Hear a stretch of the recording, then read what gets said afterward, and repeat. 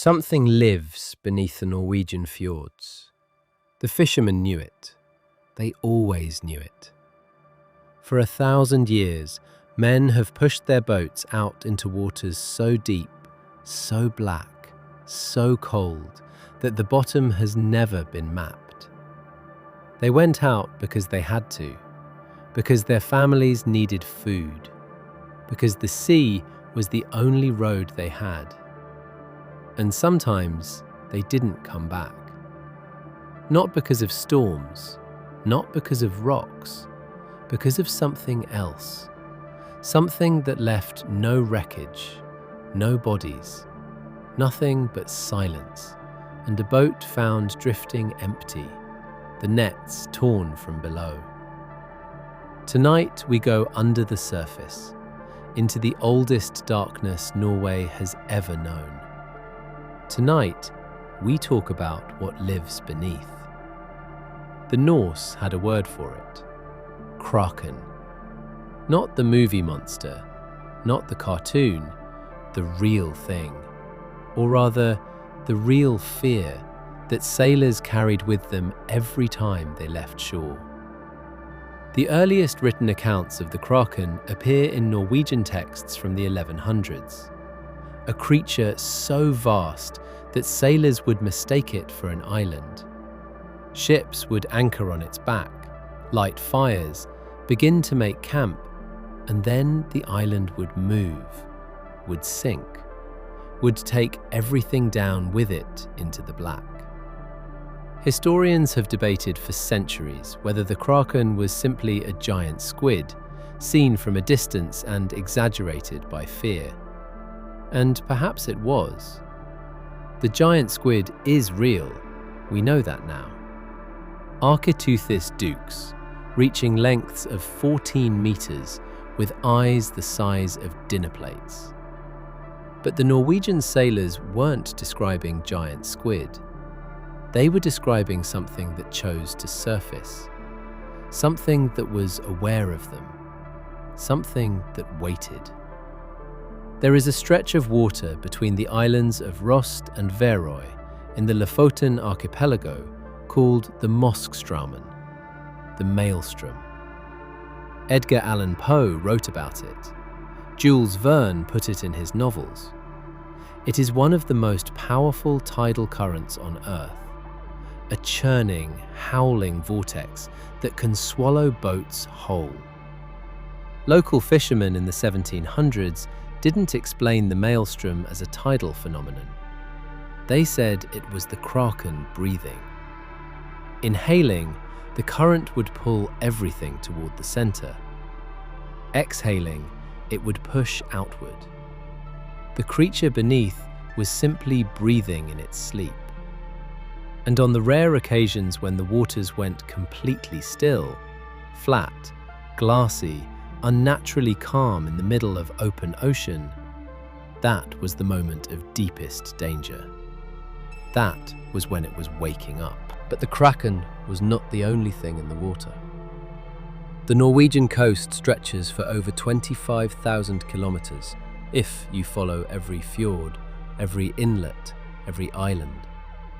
That is longer than the circumference of the Earth. And in every inlet, in every dark stretch of water between the mountains, there were stories. Different creatures, different names, the same cold dread. The Hafgufa was older than the Kraken. The oldest Norse texts describe it as one of only 2 of its kind in existence, so enormous that it was effectively immortal, because nothing could kill it and nothing could eat it. It fed by opening its vast mouth at the surface, releasing a smell like rotting fish across the water. Every creature in the ocean, every fish, every seal, everything, would swim toward that smell, into that open mouth. And then it would close. Sailors who noticed the water around them suddenly teeming with fish, more fish than they had ever seen, more fish than seemed possible, were warned. That was not good luck. That was the Hafgufa feeding. In 1746, a Norwegian bishop named Erik Pontoppidan published a book called The Natural History of Norway. In it, he described the Kraken in clinical, methodical detail, not as mythology, but as natural history. He interviewed fishermen. He collected accounts. He described the creature surfacing and creating a whirlpool as it descended. He believed it completely. Pontoppidan was not a superstitious man. He was a scholar, a bishop, an educated representative of the Enlightenment. And he looked at the evidence available to him, the testimony of dozens of experienced sailors, the consistency of accounts across generations, and concluded that something very large lived in the deep waters off the Norwegian coast. He may not have been wrong. In 2004, Japanese researchers photographed a living giant squid in the wild for the first time in history. It was 2004. We had been to the moon. We had mapped the human genome, and we had never, until that moment, seen a live giant squid. The ocean is not mapped. Not really. We know more about the surface of Mars than about the bottom of the Norwegian Sea. Whatever Pontoppidan's fishermen saw, whatever left those boats empty and drifting, we have not found it yet. There is one account that stays with me. In the winter of 1893, a fishing vessel called the Pauline was operating off the coast of Nordland in northern Norway.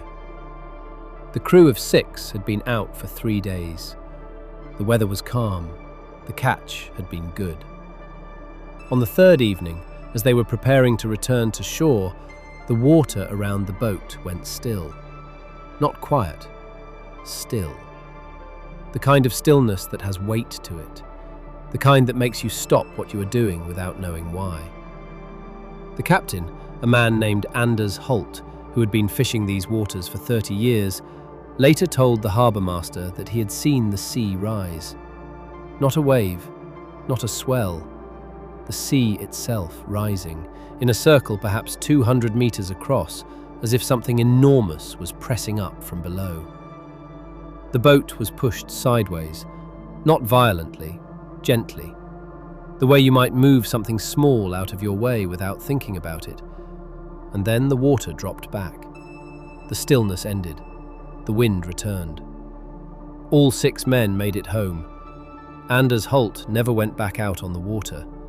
He sold his boat the following spring. When asked why, he would not say. His grandson, interviewed by a local historian in the 1960s, said only that his grandfather had described the smell, that it had stayed with him for the rest of his life. A smell like the deepest, coldest, oldest thing imaginable, like something that had never been touched by sunlight. Norway today is a maritime nation. The oil platforms, the cargo ships, the fishing fleets, the sea is still the centre of Norwegian life, as it has always been. And the fishermen who work the deep waters north of the Arctic Circle, in the Barents Sea, in the waters around Svalbard, they know things that the rest of us don't. Ask them, on a quiet night, what they have seen out there. Watch their eyes go somewhere else. The stories of the Kraken, the Hafgufa, the things beneath the fjords. They survived not because Norwegians are superstitious. They survived because the sea is genuinely, provably, scientifically full of things we have not yet seen. And because some of the fishermen who went out and didn't come back, the ones whose boats were found empty, drifting, nets torn from below, some of them were experienced, careful, sober men who knew the water, and the water took them anyway.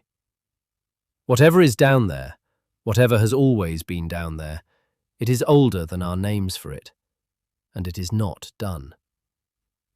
Subscribe to Nordic Tales for more stories from the dark north. Sleep well.